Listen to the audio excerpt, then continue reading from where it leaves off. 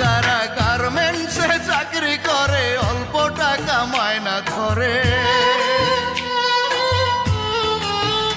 যারা গার্মেন্টসে চাকরি করে অল্প টাকা মায়না ধরে, মাথার ঘাম পায়ের ওপর পরে ফোঁটা ফোঁটা, ও সে পরিশ্রমের টাকায় মালিক বানায় দালান কোঠা।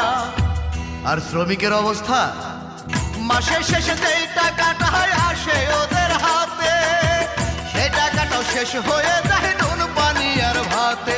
ওদের কত নিশে যায় রে কেটে, কত নিশে যায় রে কেটে, সুখের নিদ্রা নাই, সুখের দেখা নাই। এভাবে কি মানুষ বাঁচে ভাই? ওদের সুখের দেখা নাই, এভাবে কি মানুষ বাঁচে?